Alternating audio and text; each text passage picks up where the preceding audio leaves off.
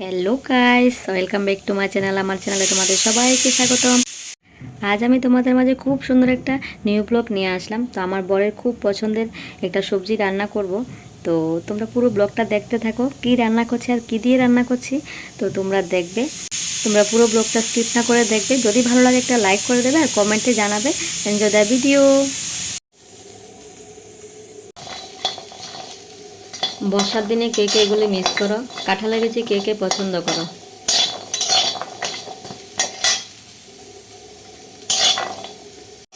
আমরা ছোটবেলা অনেক খেয়েছিলাম, এখন বড় হয়ে গেছি, কিন্তু এখন অনেক কিছু আমরা খেতে ইচ্ছে করলেও খেতে পাই না সামনে।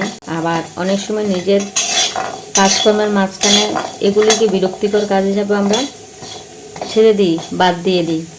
এই কাঁঠালের বিচি দিয়ে কিন্তু আমি একটা ব্লগ নিয়ে আসবো, পরের ব্লগে তোমরা দেখতে পাবে আমি এই কাঁঠালের বিচি দিয়ে কী কী করলাম। আর এগুলি তিল, এগুলি নষ্ট হয়ে যাচ্ছে, অনেকটা হোয়াইট হোয়াইট হয়ে গেছে। তো তিলগুলি দিয়ে কী কী করলাম, কাঁঠালের বিচি, তিল, আরও অনেক কিছু মিক্সড করব। তো এই ব্লগটা তোমরা পরের ভিডিওতে দেখতে পাবে।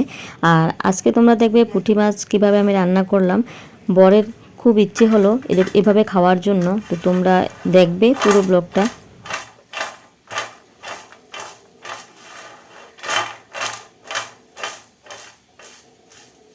তোমরা কে কে পুঁটি মাছ শস্য দিয়ে খেয়েছো অবশ্যই কমেন্টে জানাবে।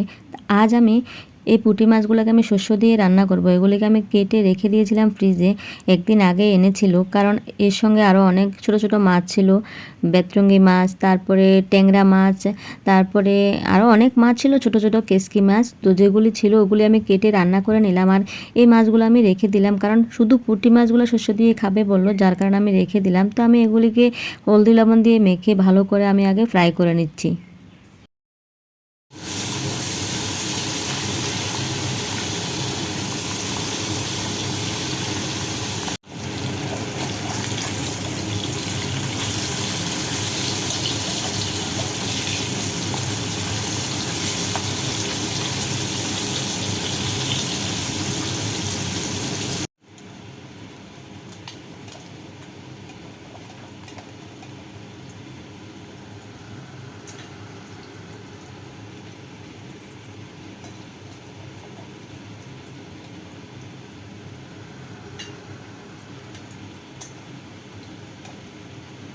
ছোট ছোট মাছ কিন্তু অনেকে ভাজার সময় ভেঙে ফেলে।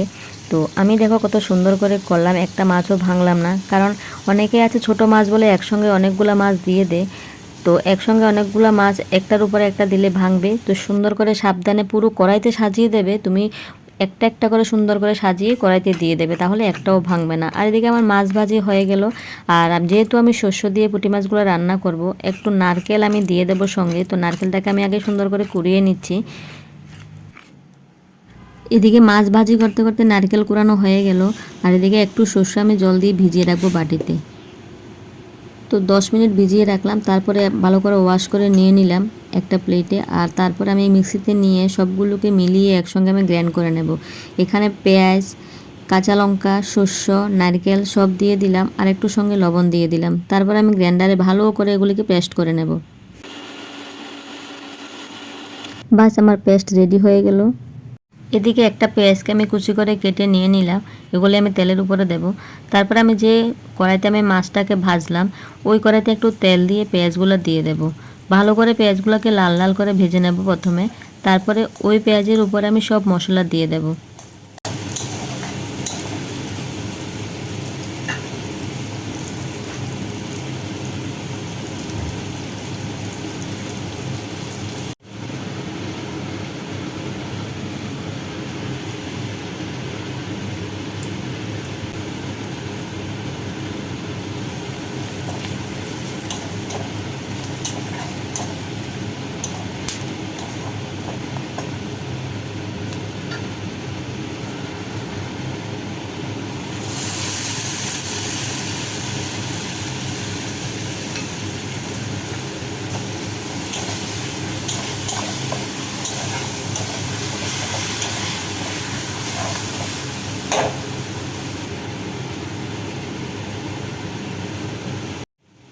ভালো করে মশলাগুলোকে ফ্রাই করে নেবে। ভালো করে ফ্রাই করার পরে কিন্তু এগুলিতে জল অ্যাড করবে। ক্যাপসিকাম টমেটো দেয়া যায়, আমার ঘরে ছিল না তাই আমি দিতে পারলাম না।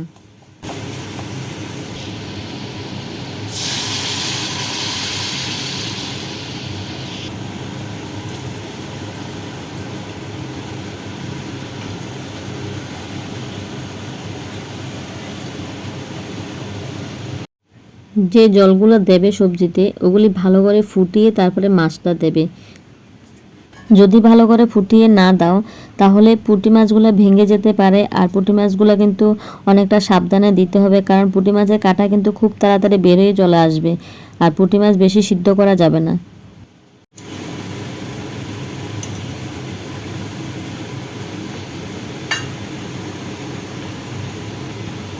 সবজিটা যখন মোটামুটি হয়ে যাবে তখন একটু চিনি দিয়ে দেবে। আমি কিন্তু এমনিতে সবজিতে চিনি দিই না, কিন্তু যেহেতু সর্ষা দিয়ে রান্না করছি তো সর্ষার তরকারিতে একটু চিনি দিলে খেতে ভালো লাগে।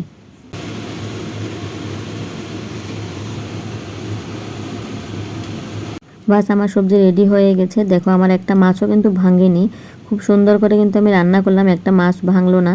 আর পুঁটি মাছ কিন্তু যদি সুন্দর করে রান্না করতে পারো মাছ খেতে কিন্তু খুব স্বাদ। তোমরা খেয়ে দেখবে। মুড়ি বাটা দিয়েও কিন্তু পুঁটি মাছ রান্না করা যায়।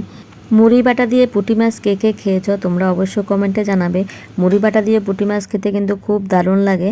তো আজকে আমার শস্য দিয়ে আর নারকেল দিয়ে যে পুঁটি মাছ রান্না করলাম কার কার কাছে ভালো লাগলো অবশ্যই কমেন্টে জানাবে। কে কে খেয়েছো আগে অবশ্যই কমেন্টে জানাবে। আর একটা মাছের মাথা ছিল, এটাকে আমি ফ্রাই করে রেখে দেবো, রাত্রিবেলা মুড়িঘণ্ট করব। তো আজকের মতো ভিডিওটা এখানে শেষ করলাম। সবাই ভালো থাকবে, সুস্থ থাকবে। আর রাখি বন্ধন উৎসব উপলক্ষে কে কে ভাইয়ের হাতে রাখি বাঁধলে অবশ্যই কমেন্টে জানাবে। আমার ভাই নেই, আমি রাখি বাঁধতে পারলাম না।